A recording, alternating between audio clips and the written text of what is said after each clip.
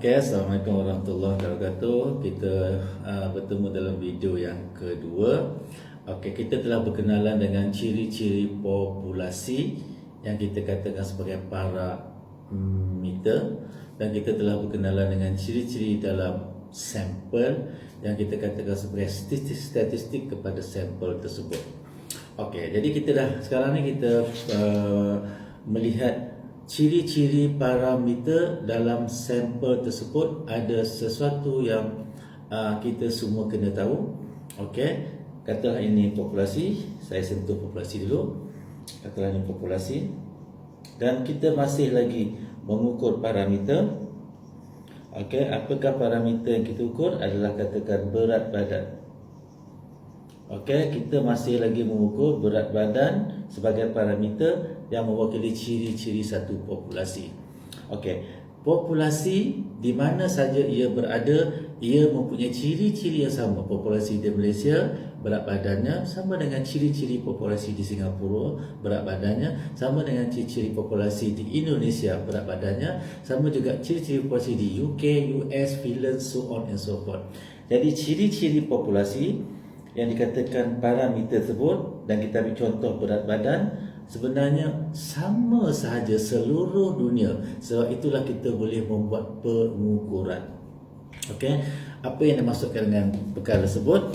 Okey, so itu dinamakan sebagai sesuatu ciri normal bagi suatu populasi.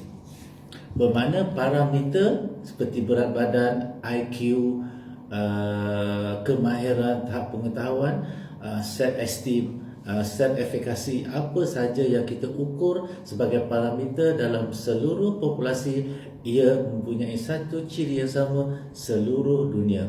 Sebab itu kita katakan dia sebagai suatu yang ciri normal bagi populasi. Okey, jadi apakah ciri normal bagi populasi ya? Sekarang kita masih populasi, kita belum pergi lagi kepada sampel populasi. Okey, ciri normal bagi populasi, katalah kita ambil berat badan tadi. Okey, secara umumnya bila kita lakarkan satu graf, okey, ini adalah katakan frekuensi.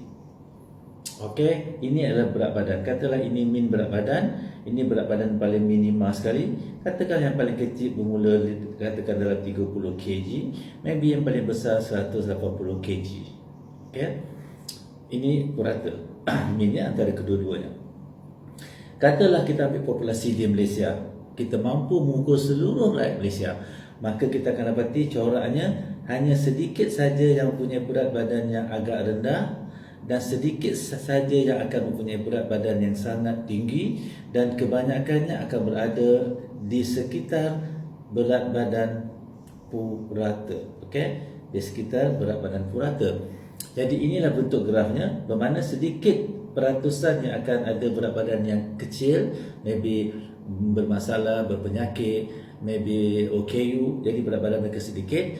Tetapi sedikit juga yang punya berat badan yang terlalu obes, tetapi purata rakyat Malaysia, populasi rakyat Malaysia akan berada di tengah-tengah min. Sebab tu namanya min. Jadi kita buat graf poligon macam ni, dan kita dapati dia berbentuk shape, bell shape ini dikatakan bell shape. Dan bell shape ni dikatakan sebagai satu bentuk yang normal.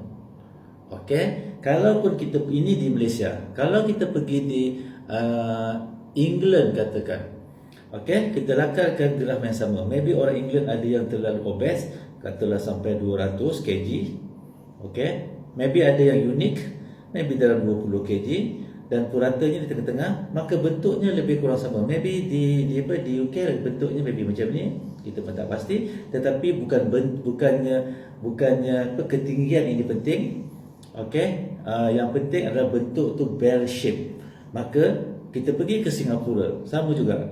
Okey, kalau ke Singapura maybe bentuknya lebih kurang Malaysia macam ni.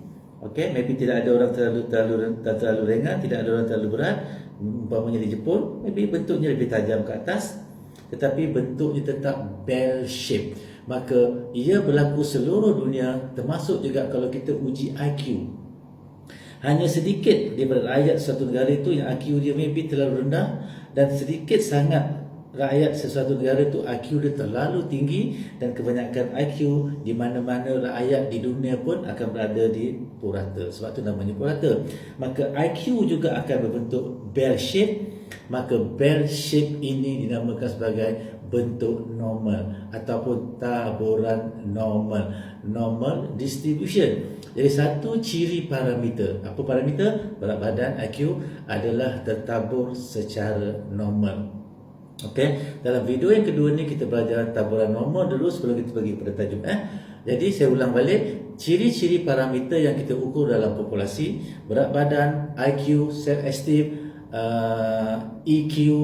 Okey, apa sahaja pun dia mesti tertabur secara normal seluruh dunia di mana-mana populasi. Kita akan ada satu nilai purata di mana keseluruhan rakyat tersebut berada di tengah-tengah. Jadi puncaknya tinggi di atas, okey, dan turun di bawah, maka bentuk yang dinamakan sebagai bentuk normal.